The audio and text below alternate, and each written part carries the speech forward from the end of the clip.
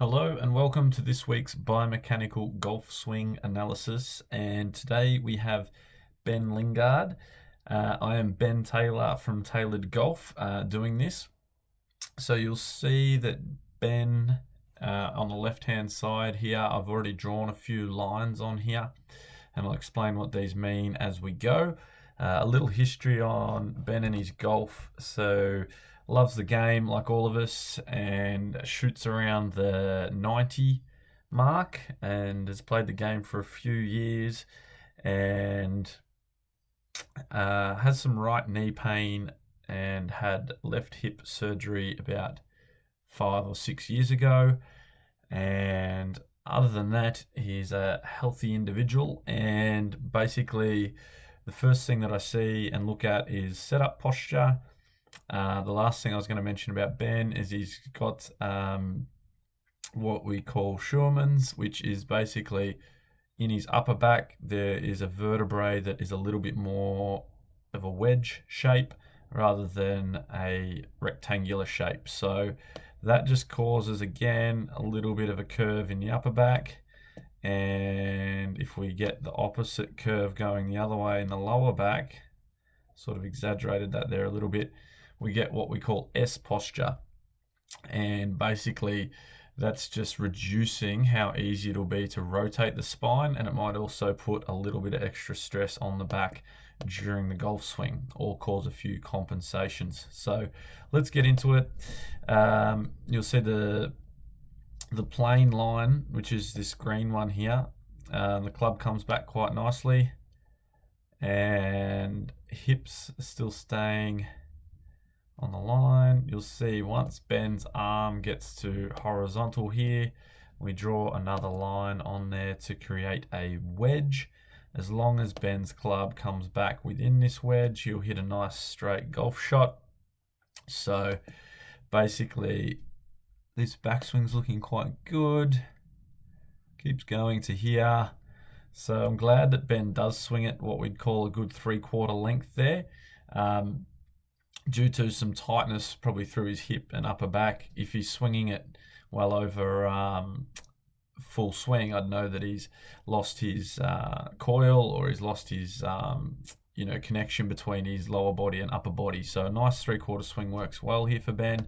You'll see on the downswing, this club head does come over the top here, which would just mean that this ball flight is typically going to be with a fade or a little bit of left to right. Ideally, we would get that club coming back in between this wedge to hit the ball nice and straight, or if not, with a little draw. I believe that this is from just the hips, and particularly that left hip on a downswing is where a right-handed golfer really has to work hard and rotate into. So perhaps working on Ben's left hip mobility and rotation would just help get that downswing back on plane. You'll see Ben comes just slightly over the top of the ball. The head's dropped a little bit and our hips are starting to move in towards the ball.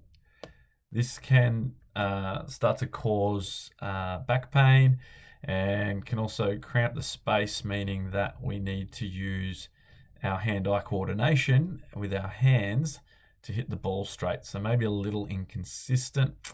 We'd really like to see those hips stay right on that line, that vertical line just here. So that's what I'm seeing from down the line. You'll see as we swing through, nice extension, comes up into a nice balanced follow through. Let's just have a look over on this right hand side now. We'll just go to the start of the swing.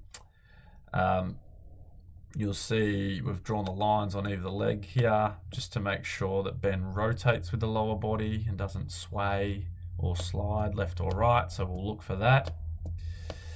And then we've got the head, it's set behind the ball a little bit, but I don't mind that in terms of just helping Ben to rotate on his backswing, make a good loaded up backswing. So you'll see Ben rotates. I don't mind that. You can see that at least he's got an angle going this way, which then allows him to move into the golf ball if it's too vertical. We often struggle to hit a straight shot, or we'll swing over the top even more. So I'm pretty happy with this backswing for Ben.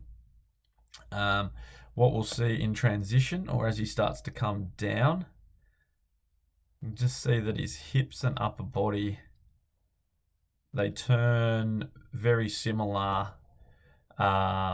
rates, which we would be hoping for the hips to clear and turn into this left hip a little bit earlier before the upper body unwinds. And then that would just help for Ben to not only hit the ball a bit further, but perhaps be a bit more consistent and straighten out the ball flight. You'll notice this line across his hips. That's there to see if he's storing the power in his wrists. You'll see as Ben comes down, because he's lost a little bit of space, he's a little cramped up, he'll have to let the power of that club head go just a smidgen early.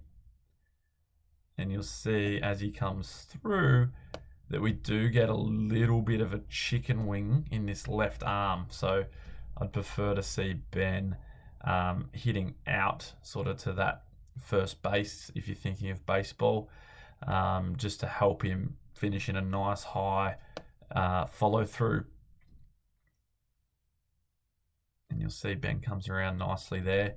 So essentially, all of those things that I've just listed or have seen, I feel we would be starting on posture and setup posture. So if we can get out of the S posture to begin with, that'll help things move a lot better to start with the swing.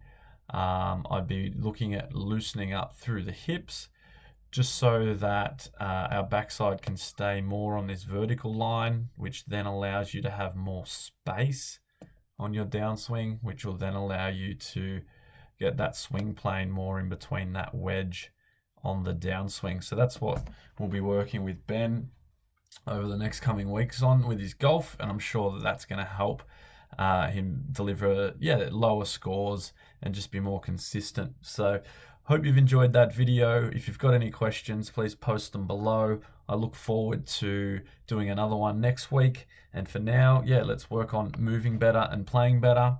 And I'll talk to you soon. Thanks, guys.